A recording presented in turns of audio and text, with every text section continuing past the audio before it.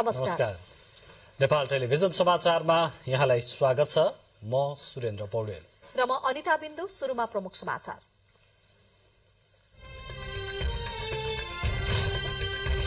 निलम्बित प्रधान न्यायाधीश जबरामाथिको महाभियोग निष्प्रभावी भएको संसद सचिवालयद्वारा जानकारी। महाभियोगको विषय संसदबाटै छिनोफानो हुने सरकारका प्रवक्ताको भनाई।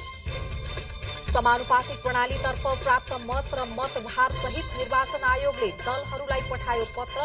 जवाफ पठाउन दलहरूलाई 3 दिनको समय। दार्चुलामा महाकाली नदीको बहाव पुरानै अवस्थामा फर्काउन भारत सहमत। भारतले निर्माण गरेको तारजाली सहितको अस्थायी बाँध हटाउने सहमति। ठेक्का सम्झौता अनुसार काम नगर्ने 8वटा निर्माण कम्पनीसँग दोस्रो पटक स्पष्टीकरण माग। स्पष्टीकरण चित्त बुझ्दो नआएमा कालो सूचीमा राखिने। सरकार अपदस्थ गर्ने षड्यन्त्र गरेको आरोपमा जर्मनीका विभिन्न ठाउँबाट 25 जना पक्राउ। योजनामा उग्र दक्षिणपन्थी तथा पूर्व सैन्य अधिकारीहरू संलग्न रहेको आशंका। र आईसीसी विश्वकप लिग 2 अन्तर्गत नेपाल र नामिबिया बीचको खेल जारी। नेपाललाई 276 रनको लक्ष्य प्रस्तुत। सोमपालको अन्तर्राष्ट्रिय क्रिकेटमा 50 विकेट पूरा।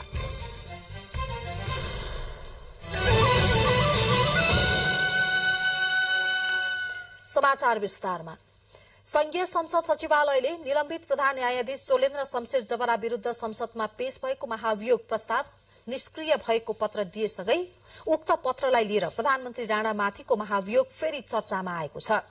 सरकारका प्रवक्ता ज्ञानेन्द्र बहादुर कार्कीले राणामाथिको महाअभियोग कायमै रहेको र अब आउने संसदबाट छिनोफानो हुने बताउनु भएको छ। यता सर्वोच्च अदालतले संसद सचिवालयले पठाएको पत्रका सम्बन्धमा विभिन्न प्रश्न सोधेर थप जवाफ माग गरेको छ। निलम्बित प्रधान न्यायाधीश चोलेन्द्र शमशेर जबराले संसद सचिवालयमा महाभियोग निष्प्रभावी भएको जानकारी गराइपाउँ भन्दै निवेदन दिएपछि त्यसको जवाफमा संसद सचिवालयले महाभियोग प्रस्ताव निष्प्रभावी भएको उल्लेख गर्दै नियमित रूपमा कार्य सम्पादन गर्न पाउने जानकारी गराएको थियो। पत्रमा महाभियोग लगाउने प्रतिनिधि सभाको कार्यकाल सकिएको र नयाँ प्रतिनिधि सभाको निर्वाचन भइसकेकाले महाभियोग प्रस्ताव सक्रिय नरहने बेहोरा उल्लेख गरिएको छ। संसदका महासचिव डाक्टर भरतराज गौतमले महाभियोग प्रस्ताव निष्प्रभावी भएको भन्दै राणालाई क्लिन चिट सहितको पत्र दिएपछि राणा अदालतमा जाने तयारी गर्नुभएका खबरहरू सार्वजनिक भए। संसद सचिवालयको पत्रलाई लिएर राजनीतिक नेतृत्व र नेपाल बार लगायतका क्षेत्रबाट विरोध भयो। संसद सचिवालयले आफ्नो अधिकार क्षेत्र बाहिर गएर राणालाई उक्त पत्र दिएको धारणाहरू सार्वजनिक भए। संसद सचिवालयको उक्त पत्र विवादित बन्यो। प्रधान न्यायाधीश राणा सर्वोच्च फर्कने खबरहरूका माझ नेपाल बारले पत्रको विरोध गर्दै संसद सचिवालयको कार्य असंवैधानिक भएको भन्दै विज्ञप्ति समेत सार्वजनिक गर्यो। सार्वभौम संसदले आफ्नो विषय बनाइसकेको विषयलाई एउटा कर्मचारीले निरस्त गरिदिने हो भने त फेरि संसद किन चाहियो? विषय त त्यो हो नि। त्यसैले गर्दाखेरि त्यो विषयवस्तु चाहिँ बिल्कुलै गलत थियो। त्यो गलत विषय चाहिँ गलत हो भन्नुपर्छ। सर्वोच्च परिसरमा धरना एवं विरोध सुरु भयो। सुरक्षा तैनाथी पनि बाक्लो बनाइयो। बाहिर बारको विरोध चलिरहँदा सर्वोच्च अदालत भित्र भने न्यायाधीशहरूको पूर्ण बैठक सुरु भयो। सर्वोच्च अदालतको पूर्ण बैठकले संसद सचिवालयबाट राणाको निलम्बन फुकुवा सम्बन्धीको पत्रका सम्बन्धमा थप स्पष्टता खोज्न सचिवालयलाई पत्र पठाउने निर्णय गर्यो। सर्वोच्चले संसद सचिवालयलाई पठाएको पत्रमा महाभियोग सिफारिस समितिबाट प्रतिनिधि सभामा पेश भएको भनिएको प्रतिवेदन उपरको कारबाहीको निरन्तरता अहिलेसम्म कायम छ वा छैन, नयाँ प्रतिनिधि सभामा सो प्रस्ताव पेश हुने वा नहुने के हो, उक्त प्रस्ताव तत्कालीन प्रतिनिधि सभाको कार्यकाल समाप्त भएको मितिले निष्प्रभावी भएको भनिएको हो वा निर्वाचन भएको मितिले निष्प्रभावी भएको हो, अथवा महाअभियोग लागेका प्रधान न्यायाधीशले निवेदन दिनुभएको मितिबाट निष्प्रभावी भएको भनिएको हो लगायतका 6वटा प्रश्न सोधिएको छ। सर्वोच्चको यो पत्रसँगै यसको जवाब संसद सचिवालयबाट प्राप्त नभएसम्म राणाको अदालत फिर्ती सहज नदेखिएको विश्लेषण गर्न थालिएको छ। यता नेपाल सरकारका प्रवक्ता एवं संचार तथा सूचना प्रविधि मन्त्री ज्ञानेन्द्र बहादुर कार्कीले भने प्रधान न्यायाधीश राणामाथिको महाभियोगको प्रस्ताव निष्प्रभावी नभएको बताउनु भएको छ।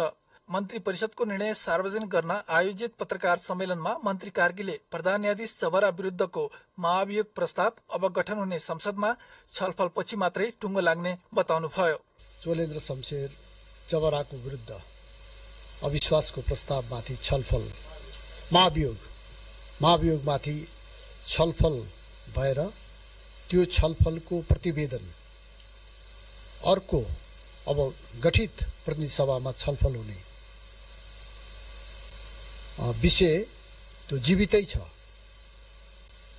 र यो महाभियोग सार्वभौम सम्पन्न संसदको सम्पत्ति हो र यसको छलफल अब आउने प्रतिनिधि सभामा छलफल भएर यसले एउटा निर्णयमा पुग्छ। यसैबीच वरिष्ठ अधिवक्ता पूर्णमान साक्य लगायतले संसद सचिवालयको पत्र संविधान र कानून विपरीत भएको भन्दै सर्वोच्च अदालतमा रिट दायर गर्नु भएको छ। दायर रिटमाथि शुक्रबार पेशी तोकिएको सर्वोच्च अदालतले जनाएको छ। रिटमा संसद सचिवालयका महासचिव गौतमको पत्र असंवैधानिक भएको दावी गर्दै अन्तरिम आदेश मार्फत महासचिव गौतमको पत्र कार्यान्वयन नगर्न माग गरिएको छ। गत फागुन 1 गते नेपाली कंग्रेस, नेकपा माओवादी केन्द्र र एकीकृत समाजवादीका सांसदहरूले राणामाथि महाभियोग प्रस्ताव दर्ता गरेपछि राणा निलम्बनमा पर्नु भएको थियो। महाभियोग लगाउनु पर्ने सुझाव सहित संसदीय समितिले दिएको प्रतिवेदनमाथि छलफल र निर्णय नहुँदै गत असोजमा प्रतिनिधि सभाको कार्यकाल सकिएको छ। प्रतिनिधि सभाको कार्यकाल सकिएसँगै गत असोजमा राणा सर्वोच्च फर्कने प्रयास गरे पनि संसदले उहाँमाथिको निलम्बन फुकुवा गरेको थिएन। राजेन्द्र पोखरेल, नेपाल टेलिभिजन। समाचारमा प्रधान न्यायाधीश राणा हुनुपर्नेमा अन्यथा भएकोमा हामी क्षमा प्रार्थी छौं। संचार तथा सूचना प्रविधि मन्त्री ज्ञानेन्द्र बहादुर कार्कीले कुनै पनि नागरिकले समस्या भोग्न नपर्ने गरी सुकुम्बासी समस्याको समाधान गर्न सरकार गम्भीर रहेको बताउनु भएको छ। मन्त्री परिषदका निर्णय सार्वजनिक गर्नुहुँदै मन्त्री कार्कीले सुकुम्बासी समस्या समाधान गर्ने बताउनु भएको हो। त्यसैगरी बैठकले नगद लेखा प्रणालीमा आधारित वित्तीय प्रतिवेदनका लागि संशोधित नेपाल सार्वजनिक क्षेत्र लेखामान नेपाल सरकार, प्रदेश सरकार र स्थानीय तहमा कार्यान्वयनमा ल्याउन स्वीकृति प्रदान गरेको छ। कर्मचारी सञ्चय कोषको प्रशासक पदमा जितेन्द्र धिताललाई नियुक्त गरेको छ। त्यस्तै जलविद्युत तथा प्रसारणलाई निर्माण गर्न 1 दर्जन बढ़ी आयोजनाको लागि राष्ट्रिय वन क्षेत्र प्रयोग गर्न दिने निर्णय गरेको पनि मन्त्री कार्कीले जानकारी दिनुभयो। व्यवस्थित गर्ने र कुनै पनि नेपाली यो समस्याबाट अबका दिनमा यो पीडा भोग्नु नपरोस् भन्ने तर्फ हामी सचेत रहेको कुरा म जानकारी गराउन चाहन्छु। सेती नदी जलविद्युत आयोजना निर्माणका लागि राष्ट्रिय वन क्षेत्र प्रयोग गर्न दिने, तनहुँ जलविद्युत आयोजनाको 220 केभी प्रसारण लाइन निर्माणका लागि राष्ट्रिय वन क्षेत्रको प्रयोग गर्न दिने, रक्सार पिफुवा खोला हाइड्रो पावर प्रणालीलाई 33 केभी प्रसारण लाइनको लागि वन क्षेत्र प्रयोग गर्न दिने। यस्तै सरकारले मंसिर 19 गतेदेखि 21 गतेसम्म पाकिस्तानको इस्लामाबादमा आयोजना भएको south and south west Asia SDG फोरममा सहभागी हुन योजना आयोगका सदस्य दिलबहादुर गुरुङको नेतृत्वको टोलीलाई स्वीकृति प्रदान गरेको छ।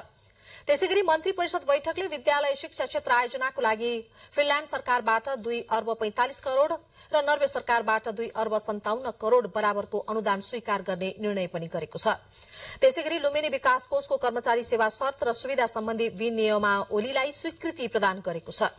त्यसैगरी सरकारले पोलियो भाइरस खोप क्लिनिकल ट्रायलको लागि अनुमति प्रदान गर्ने निर्णय गरेको छ। यसैगरी सरकारले प्रतिनिधि सभा र प्रदेश सभा सदस्य निर्वाचन एकै चरणमा सफलतापूर्वक सम्पन्न गरेकोमा निर्वाचन आयोगलाई धन्यवाद ज्ञापन गरेको छ र निर्वाचनलाई सफल तुल्याउन महत्वपूर्ण भूमिका निर्वाह गर्ने सम्पूर्ण मतदाता, राजनैतिक दल, राष्ट्रसेवक कर्मचारी, सुरक्षा निकाय, सुरक्षाकर्मी, संचार माध्यम लगायत नागरिक समाज लगायत सबैलाई धन्यवाद ज्ञापन गरेको छ। संचार तथा सूचना प्रविधि मन्त्री ज्ञानेन्द्र बहादुर कार्कीले मुलुकको विकासको लागि अहिलेको गठबन्धन नै आगामी सरकारलाई निरन्तरता दिने बताउनु भएको छ। प्रतिनिधि सभामा निर्वाचित हुनुभएका मन्त्री कार्कीलाई मन्त्रालयले आयोजना गरेको बधाई तथा शुभकामना कार्यक्रममा बोल्नुहुँदै उहाँले यही गठबन्धनको सरकार मुलुकको आवश्यकता भएको बताउनु भयो। समग्र विकास र राजनैतिक स्थायित्वको लागि गठबन्धनको सरकार अपरिहार्य रहेको भनाई पनि मन्त्री कार्कीको छ। यो गठबन्धन मुलुकको आवश्यकता भएको छ र यो आवश्यकतालाई जनताले स्वीकृति पनि प्रदान गरेका छन्। त्यसैले जनताको अपेक्षा अनुसार अब बन्ने गठबन्धनको सरकारले मुलुकलाई 5 वर्षभित्रमा समृद्धिको दिशामा जाने आधार वर्षहरूको रूपमा यसलाई हामीले स्थापित गर्नुपर्दछ र 10 वर्षभित्रमा कमसे कम दक्षिण एसियाका सम्पन्न देशहरू मध्येमा नेपाललाई पनि त्यो स्थानमा पुर्याउने दायित्व हाम्रो हो। नेपाललाई आगामी 10 वर्षभित्र दक्षिण एसियाको सम्पन्न मुलुकका रूपमा स्थापित गर्ने र सबै नेपालीलाई सम्पन्न बनाउने उद्देश्य अब गठन हुने सरकारको रहने उहाँको भनाइ छ। बधाई तथा शुभकामना कार्यक्रममा संचार सचिव वैकुण्ठ अर्याल, नेपाल टेलिभिजनका कार्यकारी अध्यक्ष समीर जङ शाह, राजशाखाका प्रमुख धर्मेन्द्र झा, गोरखापत्र संस्थानका प्रमुख विष्णु सुवेदी लगायतको सहभागिता रहेको थियो। यही मंसिर 4 गते सम्पन्न भएको प्रतिनिधि सभा सदस्य तथा प्रदेश सभा सदस्य निर्वाचन अन्तर्गत समानुपातिक प्रणालीतर्फ सबै मतगणना सकिएपछि निर्वाचन आयोगले प्राप्त मत र भारका आधारमा प्राप्त गर्ने स्थान, सीट संख्या निर्धारण गरी सम्बन्धित राजनैतिक दललाई आज पत्र पठाएको छ। आयोगले दलहरूलाई जवाफ पठाउन 3 दिनको समय दिएको छ। आयोगका सहायक प्रवक्ता सूर्य प्रसाद अर्यालका अनुसार आयोगमा रहेको समानुपातिक निर्वाचन प्रणालीको मुख्य निर्वाचन अधिकृतको कार्यालयले प्रतिनिधि सभा र 7वटै प्रदेश सभाका लागि उक्त प्रणाली अन्तर्गत राजनैतिक दलहरूले प्राप्त गरेको मत संख्या, प्रतिशत र सीट संख्या निर्धारण गरी कम्तीमा 1/3 महिला प्रतिनिधित्व हुने गरी सिफारिस गर्न पत्र पठाएको हो। थ्रेश होल्ड कटाउने दलले समावेशी समूह मिलाएर बन्द सूचीमा रहेका मध्येबाट नाम सिफारिस गर्नुपर्नेछ। आयोगमा दलहरूले बुझाएको समानुपातिकका उम्मेद्वारको बन्द सूचीका आधारमा दलहरूले पाउने सीट संख्या सहित नाम समावेशी समूह मिलाएर सिफारिसका लागि दलहरूलाई पत्राचार गर्नेछ। त्यसका लागि दलहरूले प्रतिनिधि सभातर्फ 7 दिन र प्रदेश सभातर्फ 3 दिन समय पाउनेछन्। दलहरूबाट नामावली सिफारिस भइसकेपछि आयोगले यही मंसिर 26 गते भित्रमा निर्वाचन परिणामको प्रतिवेदन सहित राष्ट्रपति समक्ष आफ्नो प्रतिवेदन बुझाउने तयारी गरेको छ। गत मंसिर 4 गते सम्पन्न भएको आम निर्वाचनको मतपरिणाम आइसकेको छ। यद्यपि निर्वाचन आयोगले औपचारिक रूपमा मतपरिणाम सार्वजनिक भने गरेको छैन। 2048 साल यता भएका निर्वाचनमा कुन दलले कति सीट पाएका थिए त? विगतदेखि वर्तमानसम्म हेरौं यो रिपोर्ट। मतपरिणाम अनुसार यसपटक प्रतिनिधि सभामा 12 राजनैतिक दलले प्रतिनिधित्व गर्ने भएका छन्, जसमध्ये राष्ट्रिय स्वतन्त्र पार्टी, जनमत पार्टी र नागरिक उन्मुक्ति पार्टी पहिलो पटक संसद प्रवेश गर्दैछन्। प्रत्यक्षतर्फ सबैभन्दा धेरै 57 सीट जितेको नेपाली कांग्रेसले समानुपातिकबाट 32 सांसद थपिँदै 89 सीट सहित प्रतिनिधि सभामा सबैभन्दा ठूलो दल बनेको छ। यस्तै प्रत्यक्षमा 44 सीट जितेर दोस्रो भएको नेकपा एमाले समानुपातिक तर्फबाट 34 सांसद थपिँदा 78 सीटका साथ प्रतिनिधि सभामा दोस्रो दल बनेको छ। प्रत्यक्षमा 18 सीट जितेको माओवादी केन्द्रले समानुपातिकबाट 14 सीट थपेर 32 सीटका साथ प्रतिनिधि सभामा तेस्रो ठूलो दल बनेको छ। पहिलो पटक प्रतिनिधि सभा सदस्य निर्वाचनमा सहभागी राष्ट्रिय स्वतन्त्र पार्टीले प्रत्यक्षमा 7 सीट जितेको छ। समानुपातिकतर्फ 13 सीट पाएर सो पार्टी 20 सीटका साथ प्रतिनिधि सभामा चौथो ठूलो दल बनेको छ। प्रत्यक्षमा 7 सीट जितेको राष्ट्रिय प्रजातन्त्र पार्टीले समानुपातिकतर्फ 7 सीट थप्दै कुल सीट संख्या 14 बनाएको छ। यस्तै प्रत्यक्षमा 7 सीट नै जितेर जनता समाजवादी पार्टीले समानुपातिकमा 5 सीट थप्दै सांसदको संख्या 12 पुर्याएको छ। प्रत्यक्षमा 1 सीट मात्र जितेको जनमत पार्टीले समानुपातिकबाट 5 सीट थप्दै 6 जना सांसद सहित प्रतिनिधि सभामा प्रवेश गर्दैछ। उता प्रत्यक्षमा 10 सीट पाएको एकीकृत समाजवादी पार्टीले पनि समानुपातिकतर्फ थ्रेशहोल्ड कटाउन सकेन। 2048 सालमा 205 सीटका लागि भएको निर्वाचनमा कांग्रेसले 110 सीट जितेको थियो। एमाले 69, संयुक्त जनमोर्चाले 9, नेपाल सद्भावना पार्टीले 6 सीट र अन्य दलहरू 8 सीट जितेका थिए भने 3 सीट स्वतन्त्रले जितेको थियो।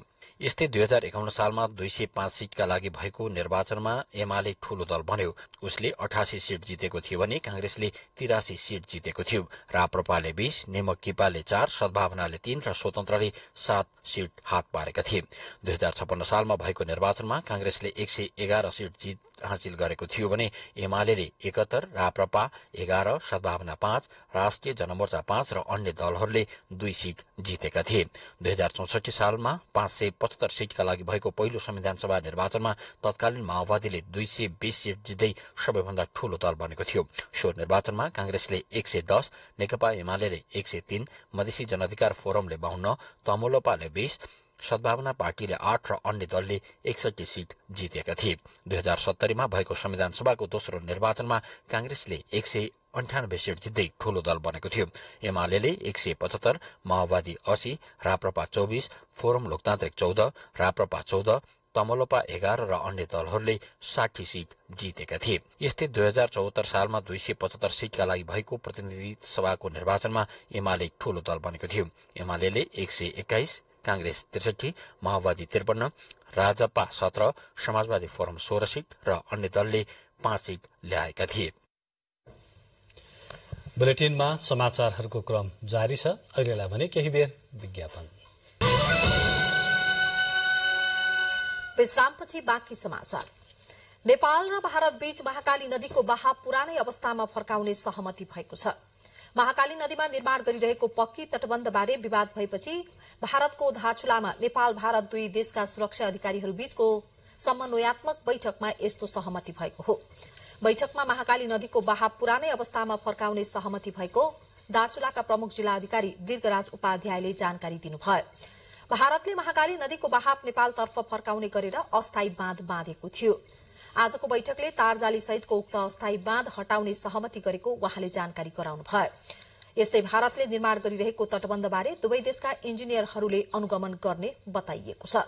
बैठकमा नेपालको तर्फबाट प्रमुख जिल्ला अधिकारी दीर्घराज उपाध्याय, सुरक्षा निकायका प्रमुख, महाकाली नदी नियन्त्रण आयोजनाका प्रतिनिधि करण सिंह धामी, त्यसैगरी भारतको तर्फबाट पिथौरागढ़ जिल्लाका प्रमुख रीना जोशी, तहसील धारचुलाका उपजिल्ला अधिकारी दिवेश शासनी लगायतको उपस्थिति रहेको थियो। राष्ट्रपति विद्यादेवी भण्डारी समक्ष राष्ट्रिय मानव अधिकार आयोगका अध्यक्ष तप बहादुर मगरले आयोगको वार्षिक प्रतिवेदन पेश गर्नु भएको छ। राष्ट्रपति कार्यालय शीतल निवासमा आयोजित कार्यक्रममा राष्ट्रिय मानव अधिकार आयोगको आर्थिक वर्ष 2078-79 को वार्षिक प्रतिवेदन राष्ट्रपति समक्ष पेश गरिएको हो। प्रतिवेदनमा यस आर्थिक वर्षभित्र आयोगमा दर्ता भएका उजुरी उपर छानबिन, अनुसन्धान र नेपाल सरकारलाई गरिएका सिफारिश लगायतका विषयवस्तु समेटिएको आयोगका अध्यक्ष मगरले जानकारी दिनुभयो। आयोगले मानव अधिकार आयोगले यस वर्ष 101 वटा उजुरी दर्ता भएको प्रतिवेदनमा उल्लेख गरेको छ। नयाँ र पुराना गरी 503 वटा उजुरीमाथिको अनुसन्धान सम्पन्न गरेको पनि जनाएको छ। साथै आयोगको उपलब्धि, चुनौती तथा मानव अधिकार संरक्षण र सम्वर्धनका लागि आयोगले चाल्ने भावी कदमहरू लगायतका विषयवस्तुहरू पनि यस प्रतिवेदनमा समेटिएका छन्। राष्ट्रपति विद्यादेवी भण्डारीले राज्य र जनताबाट सर्वमान्य सम्मान पाउने एक मात्र व्यक्ति संस्कृतिविद सत्यमोहन जोशी रहनु भएको स्मरण गर्नुभएको छ। नेपाल भाषा मङ्कखल ललितपुरले राष्ट्रपति कार्यालयमा आज गरेको साहित्यकार सम्मान कार्यक्रममा राष्ट्रपति भण्डारीले नेपाल भाषा साहित्यमा जोशीको ठूलो योगदान रहेको उल्लेख गर्नुभयो। पुरस्कार स्थापना गर्नु उहाँप्रतिको सम्मान रहेको राष्ट्रपतिले बताउनुभयो। उहाँ आफ्नो जीवनकालमै राज्य र जनस्तरबाट सर्वाधिक रूपमा सम्मान प्राप्त गर्न सफल हुनुभयो। स्वर्गीय जोशीका योगदानलाई चिरस्थायी बनाउने उद्देश्यले नेपाल भाषा मङ्काखल एलले सत्यमोहन जोशी भाषा साहित्य पुरस्कारको स्थापना गरी नेपाल भाषा तथा साहित्यको क्षेत्रमा विशिष्ट योगदान गर्ने व्यक्तित्वहरूलाई प्रदान गर्ने कामको थालनी गर्नु प्रशंसनीय कार्य हो। कार्यक्रममा ललितपुर महानगरपालिकाका प्रमुख चिरीबाबु महर्जनले ललितपुरको ऐतिहासिक तथा नेपाल भाषामा जोशीले पुर्याउनु भएको योगदानको प्रशंसा गर्नुहुँदै जोशीको सम्मानमा ललितपुर महानगरपालिकादेखि पाटन दरबार स्क्वायर क्षेत्र हुँदै द्वारकोट क्षेत्रसम्मको सड़क खण्डको नाम सत्यमोहन जोशी मार्ग राखिएको बताउनुभयो। र्यालीको व्यवस्थापन गर्यो, थोरै सूचना जारी गर्दाखेरि पनि त्यो र्यालीमा यतिको सहभागिता भयो कि हामीले पाटन दरबार स्क्वायरबाट त्यो र्याली सुरु गरेको र पुलचोकको महानगरपालिकाको प्राङ्गणमा छिर्दै गर्दा बल्ल मंगल बजारको चाहिँ त्यो र्याली चाहिँ टुङ्गिएको रहेछ। सुरुवाती त्यहाँ चाहिँ टुङ्गिएको रहेछ। त्यसरी यति भव्य एकदमै ठुलो र्याली ललितपुर क्षेत्रमा महानगर क्षेत्रमा पहिला कहिले भएको चाहिँ मलाई थाहा छैन। सो अवसरमा नेपाल भाषा मङ्कखलले स्थापना गरेको सत्यमोहन जोशी नेपाल भाषा साहित्य पुरस्कार भाषाविद फणीन्द्र रत्न बज्राचार्यलाई प्रदान गरियो। कविता, कथा, लेख तथा विभिन्न विधामा कलम चलाई 17 वटा पुस्तक प्रकाशित गर्नुभएका बज्राचार्यलाई नगद 51,000 रुपैयाँ सहित पुरस्कार र सम्मान गरिएको हो। कार्यक्रममा अक्षय कोष स्थापनाका लागि आर्थिक सहयोग गर्ने तथा ललितपुरबाट प्रतिनिधित्व गर्ने चेस खेलाड़ीहरूलाई पनि सम्मान गरिएको थियो।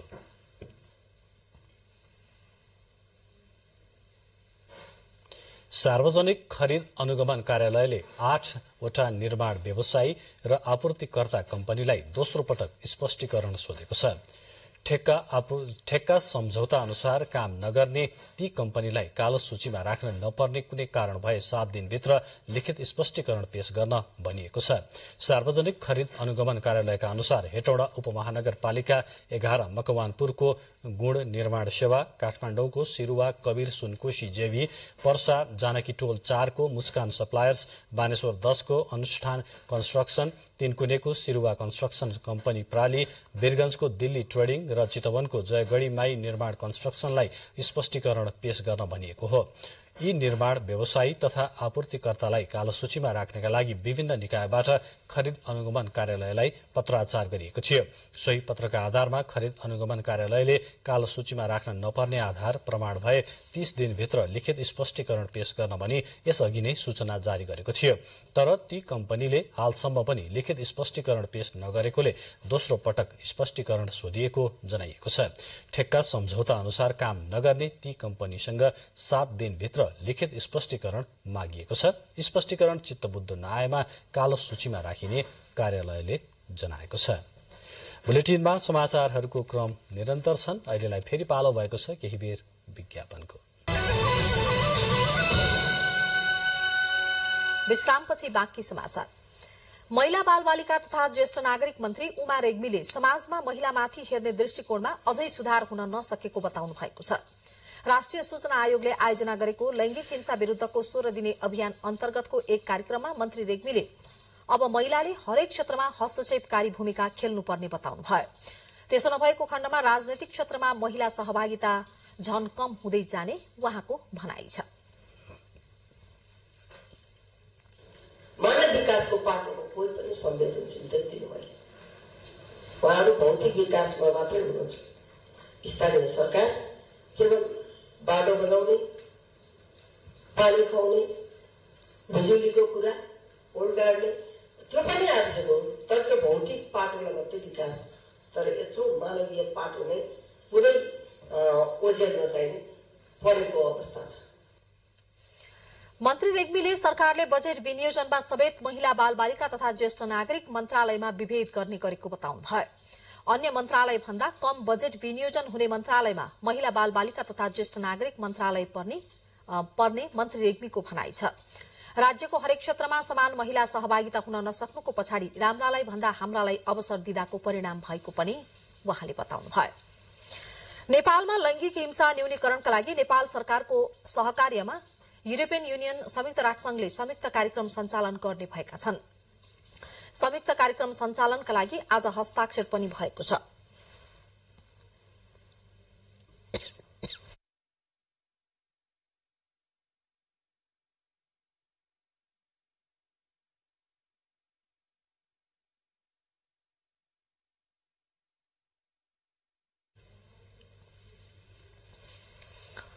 लैंगिक हिंसा विरूद्धको 16 दिने अभियान चलिरहेको समयमा आज आयोजित एक कार्यक्रममा EU र UNFPA का प्रतिनिधिले नेपालमा लैंगिक हिंसा अन्त्य गर्न मिलेर काम गरिरहने प्रतिबद्धता व्यक्त गर्नुभयो। कार्यक्रममा कोभिड महामारीका समयमा हिंसामा परेका प्रभावितहरू लक्षित गरी युरोपेली युनियन संयुक्त राष्ट्रसंघीय जनसंख्या कोष र नेपाल सरकारसँगको सहकार्यमा मधेस र कर्णाली प्रदेशका विभिन्न जिल्लामा कोभिड-19 क्राइसिस रेस्पोन्स अन जीवीवी परियोजना सञ्चालन गरिएको जानकारी गराइयो। परियोजनाले लैंगिक हिंसा प्रभावित महिला तथा किशोरीहरूलाई स्वास्थ्य, आश्रय, न्याय र कानूनी सहायता, मनोसामाजिक परामर्श, रेफरल लगायतका सेवाहरू एकद्वार संकट व्यवस्थापन केन्द्रबाट सहज रूपमा प्राप्त गर्न सहयोग गरेको छ। परियोजना मार्फत 10,479 जना हिंसा प्रभावितहरूलाई अति आवश्यक सेवा प्रदान गरियो। सभ्य समाजको पहिचान लैंगिक हिंसा विरूद्धको अभियान भन्ने मूल नाराका साथ आज राजविराजमा पनि चेतनात्मक र्याली निकालिएको छ। नोभेम्बर 25 देखि डिसेम्बर 10 तारिकसम्म चल्ने अभियान अन्तर्गत लैंगिक हिंसा नियन्त्रण तथा मानवाधिकार संरक्षणका लागि विभिन्न कार्यक्रमहरू भइरहेका छन्। राजविराज स्थित शिव मन्दिरको प्राङ्गणबाट शुरू भएको र्याली राजविराजको विभिन्न भाग परिक्रमा गरी पुनः मन्दिरकै प्राङ्गणमा पुगेर कोणसभामा परिणत भएको थियो। हिंसा विरुद्धका विभिन्न प्लेकार्ड बोकेकाहरूले र्यालीमा जिल्ला प्रहरी कार्यालय सप्तरी, प्रहरी उपरीक्षक अभिनारायण काफले, विभिन्न संघ संस्थाका प्रतिनिधिहरू, जनप्रतिनिधिहरू, राजनैतिक दलका नेताहरू, नेपाल प्रहरी, सशस्त्र प्रहरी, नागरिक अगुवा, महिला अधिकारकर्मी, मानवाधिकारकर्मी लगायतको सहभागिता रहेको थियो। जिल्लामा लैंगिक हिंसा, घरेलु हिंसा, महिला हिंसा लगायत सबै हिंसालाई न्यूनीकरण गर्न सबै एकजुट भएर लाग्नुपर्नेमा जोड़ दिएको थियो। रौतहटको यमुनामाई गाउँपालिका 4 स्थित जनता माध्यमिक विद्यालयका छात्रालाई दुर्व्यवहारको आरोपमा विद्यार्थीले शिक्षकलाई नियन्त्रणमा लिएर कुटपिट गरेका छन्। अभिभावक सहित आएर विद्यालय घेराउ गरी ढुङ्गा मुडा गरेपछि स्थिति तनावग्रस्त बनेको थियो। विद्यालयका शिक्षक विजय सिंहले कक्षा 5 मा अध्ययनरत एक बालिकालाई दुर्व्यवहार गरेको भन्दै स्थानीय र छात्र एवं छात्राहरूले ढुङ्गा मुडा गर्न थालेपछि प्रहरीले 2 राउण्ड टियर ग्यास प्रहार गरेको थियो। स्थानीय एवं विद्यार्थीहरूले हानेको ढुङ्गाबाट एकजना प्रहरी सहित 4 जना घाइते भएको जिल्ला प्रहरी कार्यालय रौतहटका प्रवक्ता एवं प्रहरी उपरीक्षक उमाशंकर यादवले बताउनुभयो। उहाँले उनीहरूको अवस्था सामान्य रहेको र अनुसन्धान जारी रहेको बताउनुभयो। बुलेटिनमा समाचारहरूको क्रम जारी छ। अहिलेलाई भने पालो भएको छ प्रमुख समाचारको। निलम्बित प्रधान न्यायाधीश जबरामाथिको महाअभियोग निष्प्रभावी भएको संसद सचिवालयद्वारा जानकारी। महाअभियोगको विषय संसदबाटै छुनौफान हुने सरकारका प्रवक्ताको भनाई। समानुपातिक प्रणालीतर्फ प्राप्त मत र मतभारसहित निर्वाचन आयोगले दलहरूलाई पठायो पत्र। जवाफ पठाउन दलहरूलाई 3 दिनको समय। दार्चुलामा महाकाली नदीको बहाव पुरानै अवस्थामा फर्काउन भारत सहमत। भारतले निर्माण गरेको तारजाली सहितको अस्थायी बाँध हटाउने सहमति। ठेक्का सम्झौता अनुसार काम नगर्ने 8 वटा निर्माण कम्पनीसँग दोस्रो पटक स्पष्टीकरण माग। स्पष्टीकरण चित्त बुझ्दो नआएमा कालो सूचीमा राखिने। सरकार अपदस्थ गर्ने षड्यन्त्र गरेको आरोपमा जर्मनीका विभिन्न ठाउँबाट 25 जना पक्राउ। योजनामा उग्र दक्षिणपन्थी तथा पूर्व सैन्य अधिकारीहरू संलग्न रहेको आशंका। र आइसिसी विश्वकप लिग 2 अन्तर्गत नेपाल र नामिबिया बीचको खेल जारी। नेपाललाई 276 रनको लक्ष्य। सोमपालको अन्तर्राष्ट्रिय क्रिकेटमा 50 विकेट पूरा। ज्येष्ठ नागरिकहरूले विद्यालय तथा विश्वविद्यालयका पाठ्यक्रममा नै ज्येष्ठ नागरिकहरूलाई गर्नुपर्ने व्यवहार समावेश गर्न माग गरेका छन्।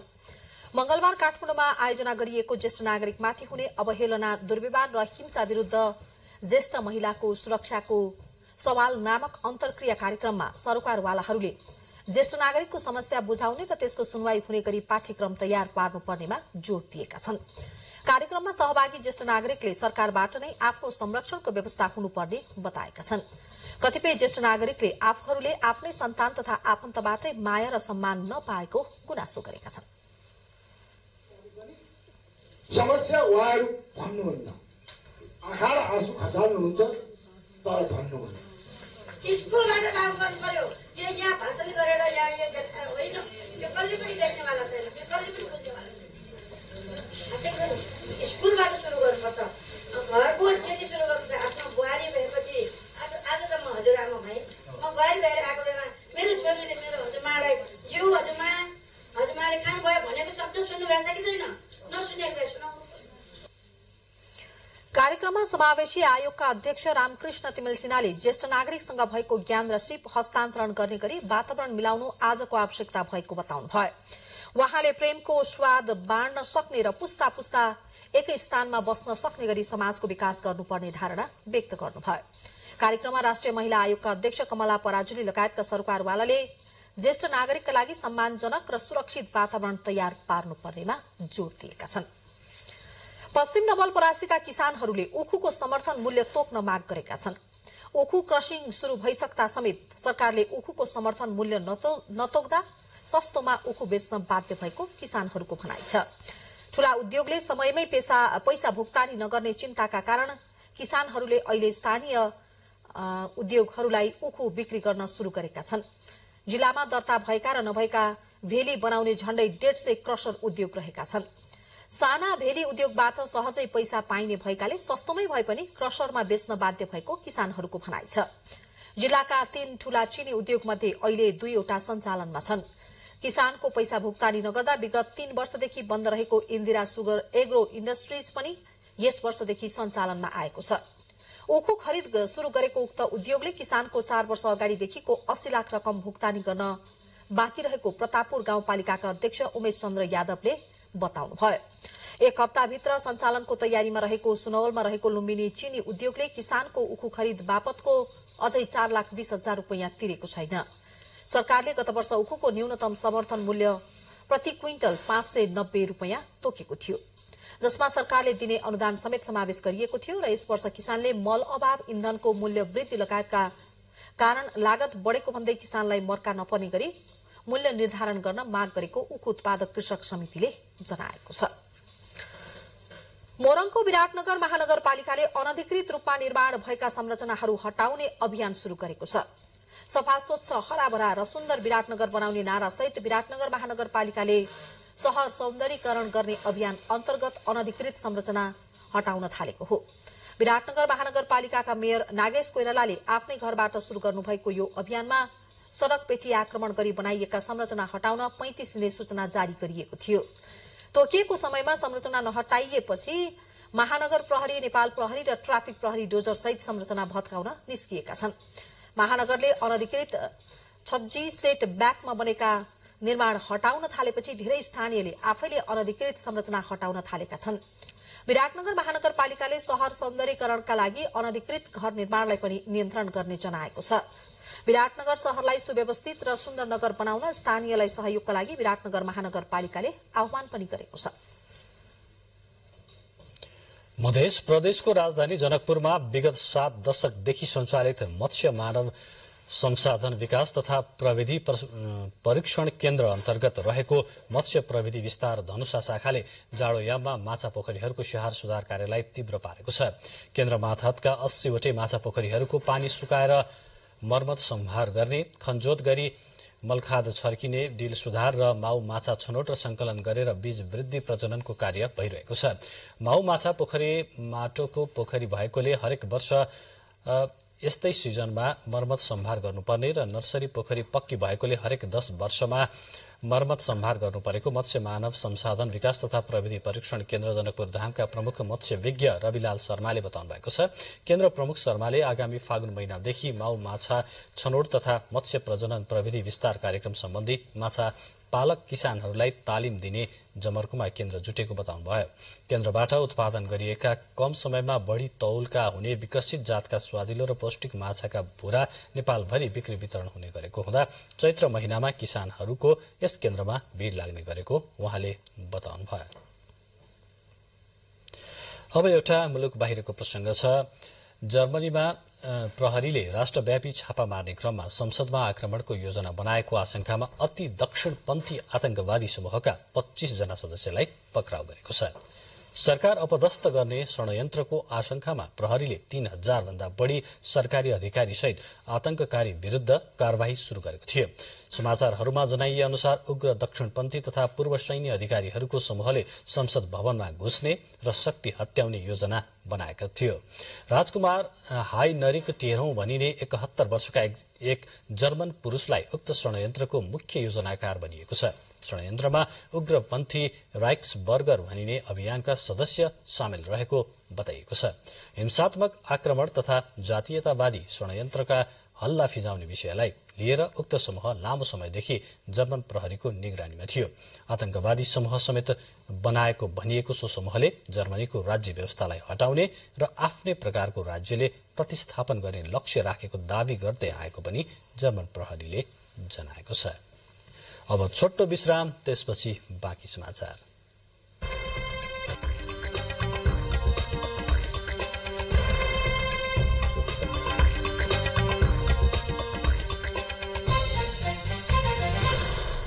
अब आर्थिक समाचार। लामो समयदेखि आर्थिक संकट झेलिरहेको सरकारी स्वामित्वको हेटौँडा सिमेन्ट उद्योगले मूल्य घटाउँदा पनि सिमेन्ट बिक्री हुन सकेको छैन। 4 वर्षदेखि निरन्तर घाटामा चलिरहेको उद्योगले निजी सिमेन्ट उद्योगसँग प्रतिस्पर्धा गर्न भन्दै 40 रुपैयाँ मूल्य घटाउँदा पनि बिक्री भएको छैन। उद्योगका महाप्रबन्धक वसन्त पाण्डेका अनुसार मूल्य घटाए पनि सिमेन्टको बिक्री अपेक्षाकृत रूपमा नभएको हो। करिब 900 रुपैयाँ लागतमा सिमेन्ट उत्पादन गर्ने गरेको उद्योगले 747 रुपैयाँ प्रति बोरा सिमेन्ट बिक्री गर्दै आएको थियो। तर त्यतिमा पनि सिमेन्ट बिक्री नभएपछि उद्योगले आइतबारबाट 40 रुपैयाँ प्रति बोरा मूल्य घटाएको थियो। उद्योगले बोरामा 200 रुपैयाँको हाराहारीमा घाटा बेहोरिरहेको पाण्डेको भनाइ छ।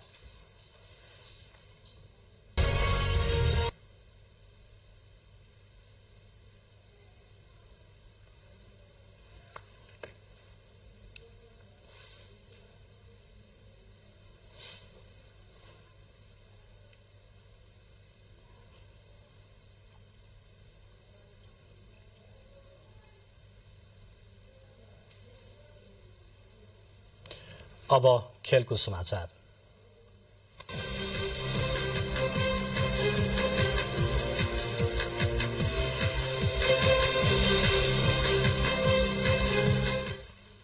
खेलकुदमा क्रिकेटको प्रसंग छ। नामिबियामा भइरहेको 1 दिवसीय विश्वकप लीग 2 त्रिदेशीय श्रृंखला अन्तर्गत दोस्रो खेलमा नेपालले नामिबियाद्वारा 276 रनको लक्ष्य पाएको छ। युनाइटेड क्रिकेट मैदानमा टस हारेर ब्याटिङको निम्तो पाएको नामिबियाले 7 विकेटको क्षतिमा 275 रन बनाएको छ।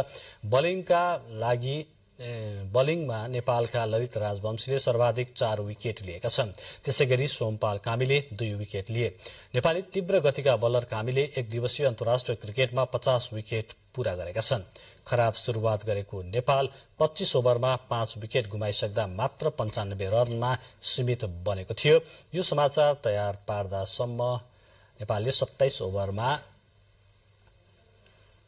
नेपाल पराजित भएको छ।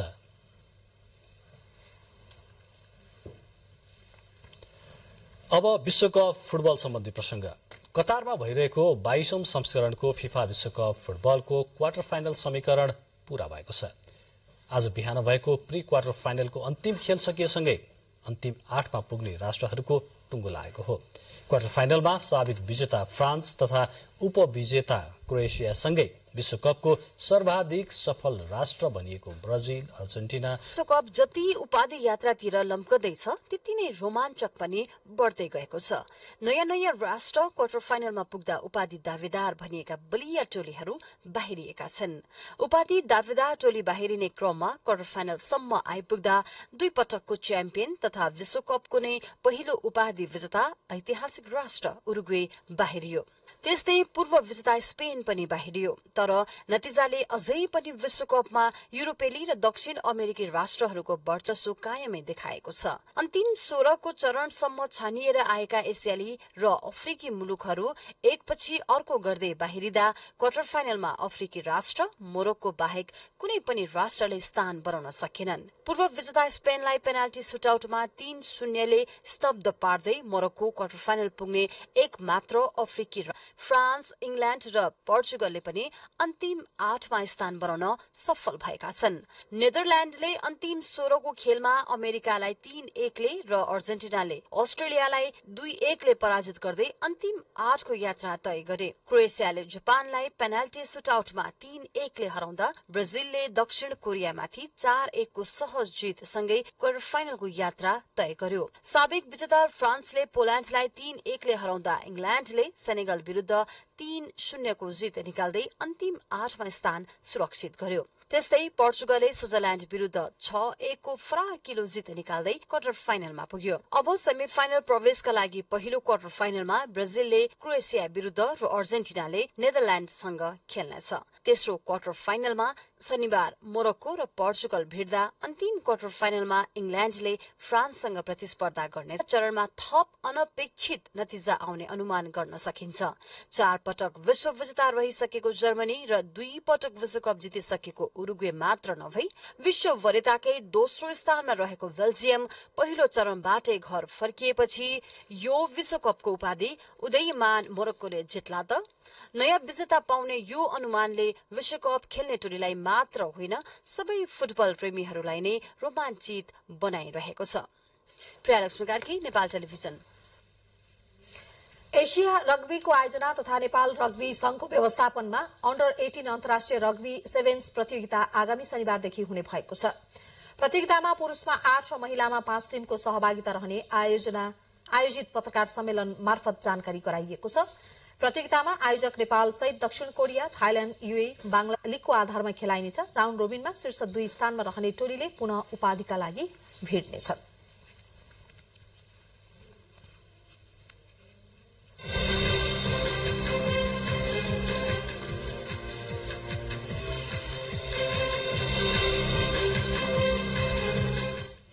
अब मौसम सम्बन्धी जानकारी। प्रदेश नम्बर 1 गण्डकी र लुम्बिनी प्रदेशका पहाड़ी भूभागमा आज राति आंशिक बदली रही बाँकी भूभागमा मौसम सामान्यतया सफा रहने मौसम पूर्वानुमान महाशाखाले जनाएको छ। काठमाडौँमा आज राति न्यूनतम तापक्रम 5 र 7 तथा भोलि दिउँसोको अधिकतम तापक्रम 19 र 21 डिग्री सेल्सियस बीच रहने अनुमान गरिएको छ। अब मौसम सम्बन्धी थप विवरण।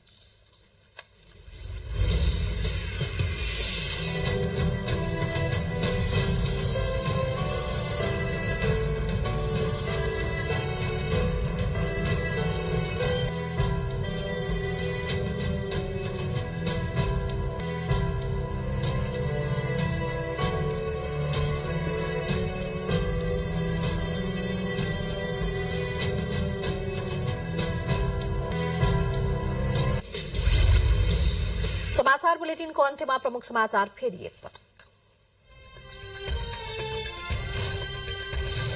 निलम्बित प्रधान न्यायाधीश जबरामाथिको महाभियोग निष्प्रभावी भएको संसद सचिवालयद्वारा जानकारी। महाभियोगको विषय संसदबाटै छिनोफानो हुने सरकारका प्रवक्ताको भनाई।